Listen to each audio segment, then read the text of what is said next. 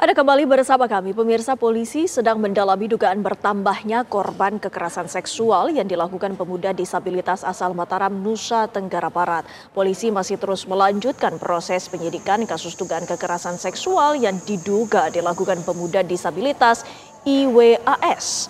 Mereka memeriksa sejumlah saksi dan mendalami adanya kemungkinan korban lainnya.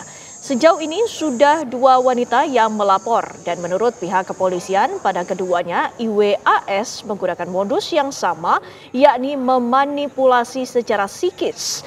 Polisi meminta orang-orang yang menjadi korban untuk tidak takut melapor kepada pihak yang berwenang.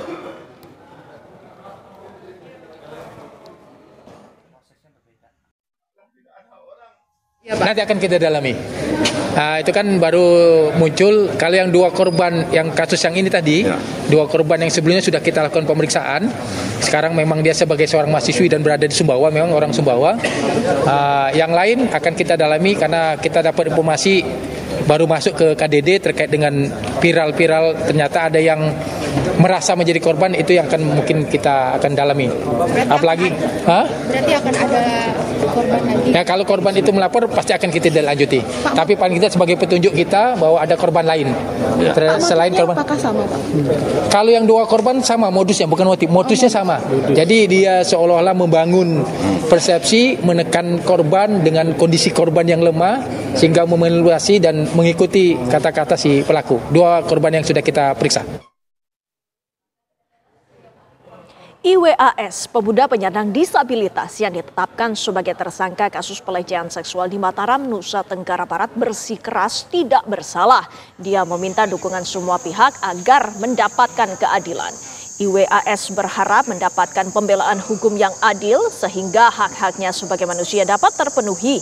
Sejak kasus dugaan pelecehan yang menjerat dirinya, IWAS mengaku sulit menjalani hidup.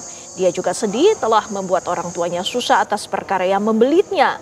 IWAS sudah hampir 20 hari menyandang status tahanan rumah. Penahanannya dapat diperpanjang untuk kepentingan penyidikan.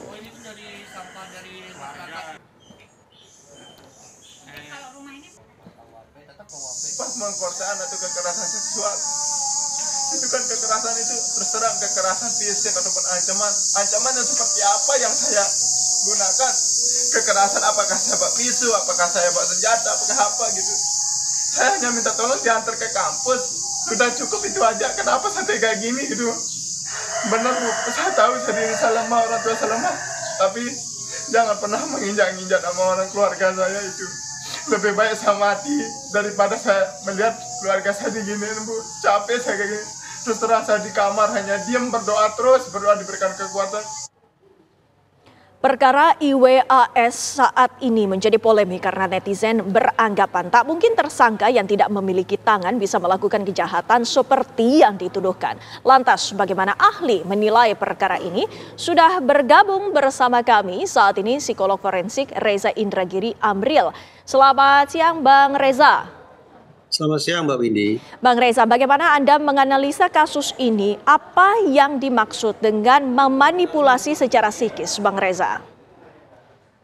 Tampaknya begini, ada kekeliruan di sebagian masyarakat bahwa melihat kasus kekerasan seksual terlebih ruda paksa berfokus pada aktivitas fisik yang sifatnya kekerasan seksual.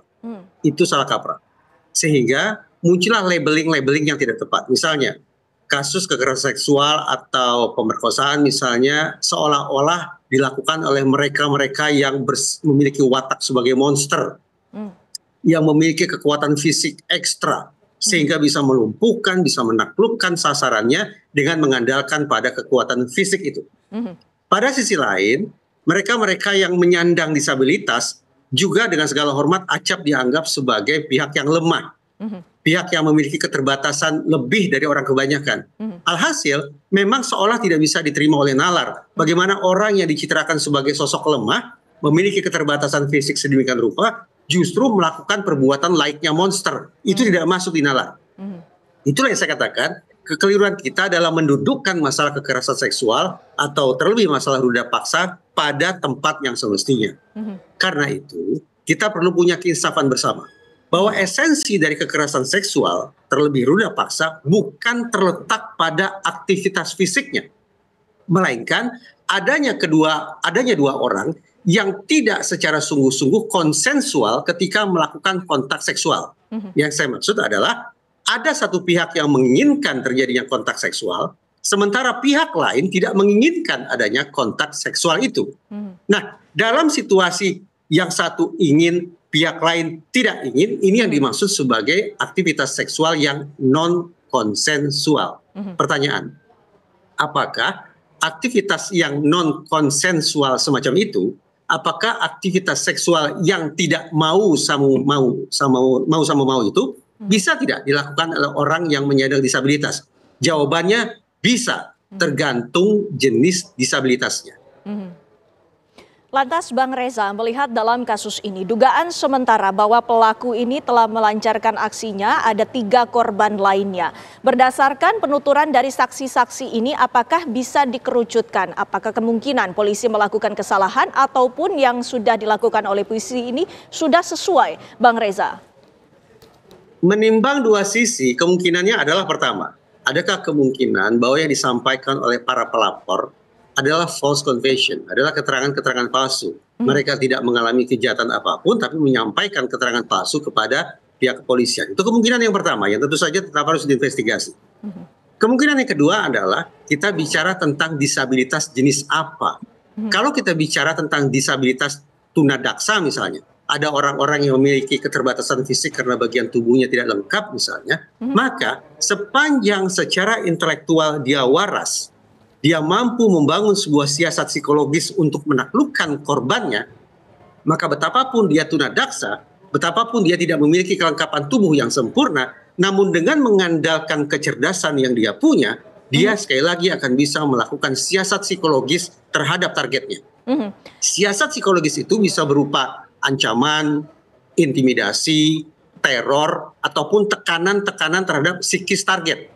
Tapi ada juga modus yang lain, yaitu berupa grooming behavior, tipu muslihat, iming-iming hadiah, ajakan pertemanan, tawaran persaudaraan, perlindungan, dan hal-hal yang terkesan positif lainnya. Nah, tadi saya katakan, ketika ada seseorang yang katakanlah memiliki tunadaksa, tubuhnya tidak sempurna secara fisik, namun akal pikirannya berjalan secara baik, sehingga dia bisa melancarkan siasat-siasat psikologis sebagaimana yang saya katakan tadi, maka mungkin saja dia akan bisa memaksa target untuk melakukan perbuatan seksual sebagaimana yang diinginkan oleh si pelaku. Dan kalau kemudian si target tidak ingin adanya kontak seksual itu, tetapi dia sudah termanipulasi secara psikis oleh pelaku, maka ini yang tadi saya sebut sebagai aktivitas seksual yang non-konsensual. Ketika aktivitas seksual dilakukan secara non-konsensual, maka praktis ini merupakan kekerasan seksual. Dan Bang Reza, tindakan paksaan ini bisakah dilakukan meskipun korban dan pelaku ini baru saja bertemu, baru kenal, Bang Reza?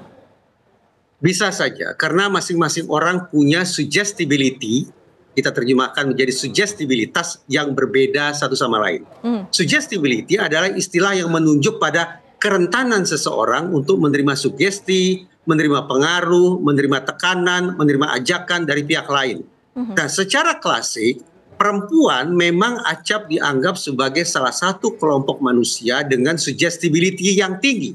Itu artinya, hitung-hitungan di atas kertas memang memungkinkan bagi seseorang atau siapapun itu untuk dalam waktu yang singkat bisa melancarkan tekanan, memberikan pengaruh, memberikan ajakan dan sejenisnya guna mempengaruhi targetnya yang notabene adalah berjenis kelamin perempuan. Nah, kalau kemudian target terlebih yang berjenis kelamin perempuan sudah berada dalam penguasaan psikis oleh pelakunya, maka tadi betapapun pelaku adalah tunadaksa, tetap dia akan bisa menguasai korban untuk melakukan perbuatan aktivitas seksual yang diinginkan oleh si pelaku namun tidak diinginkan oleh korbannya, alias aktivitas seksual yang bersifat non-konsensual. Dan Bang Reza, bagaimana korban ini bisa keluar dari manipulasi yang dilakukan oleh pelaku? Seberapa kuatkah manipulasi yang bisa dilakukan ini? masing-masing orang punya suggestibility, artinya punya kerentanan, masing-masing orang juga punya resiliensi, punya daya lenting, punya kemampuan untuk keluar dari situasi yang tidak menyenangkan. Caranya bagaimana? Bisa mengandalkan diri sendiri maupun dengan mengandalkan pihak lain. Entah itu teman, entah itu keluarga, entah itu aparat penegak hukum. Dan ini artinya apa yang harus dilakukan khususnya dalam kasus ini perempuan agar kasus yang serupa tidak terjadi lagi, Bang Reza? Kalau kita bersepakat bahwa tekanan yang diberikan kepada target adalah tekanan yang sifatnya fisik, maka sudah barang tentu pihak-pihak yang potensial untuk menjadi korban kekerasan seksual juga harus memperkuat diri mereka secara fisik, sehingga bisa melakukan pembelaan diri secara fisik. Namun sebaliknya, kalau tekanan-tekanan yang diberikan oleh pelaku terhadap target adalah tekanan yang sifatnya psikis, maka sudah barang tentu korban atau mereka yang potensial menjadi korban juga harus memperkuat mental mereka, memperkuat kecerdasan mereka, memperkuat kepercayaan diri mereka untuk mengatakan tidak sekaligus melakukan perlawanan terhadap orang yang akan menjahati mereka. Apa jenis tekanannya?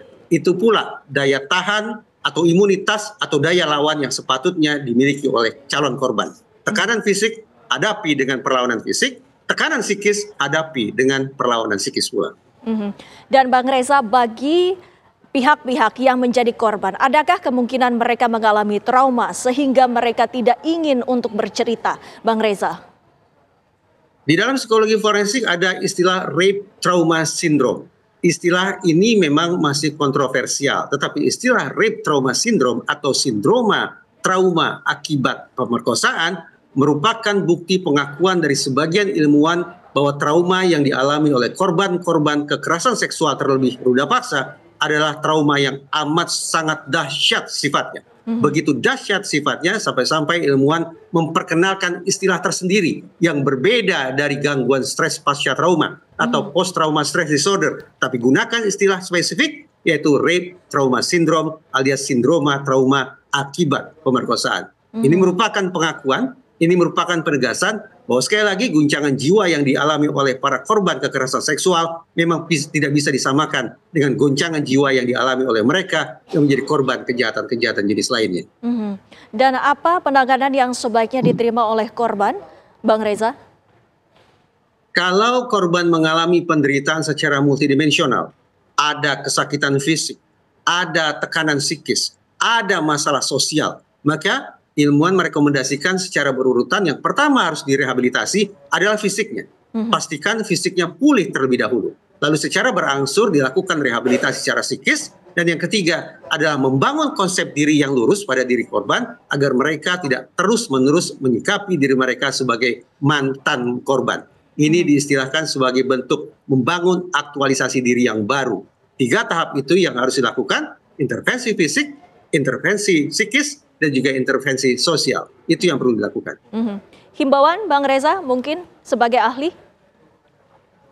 Semakin cepat peristiwa kekerasan seksual dilaporkan ke otoritas penegakan hukum, ini akan memudahkan otoritas penegakan hukum untuk melakukan penuntasan kasus. Sebaliknya, ketika laporan disampaikan terlambat, bukti-bukti sudah lenyap, saksi sudah hilang, pelaku sudah melarikan diri, korban sudah tenggelam dalam penderitaan, maka hitung-hitungan di atas kertas akan semakin sulit pula menyikapinya secara hukum. Oleh karena itu sekali lagi, siapapun yang menjadi korban kekerasan seksual, baik dewasa maupun anak-anak, baik perempuan maupun laki-laki, sudah sepatutnya sesegera mungkin mencari pertolongan, melapor ke otoritas penegakan hukum maupun layanan rehabilitasi lainnya.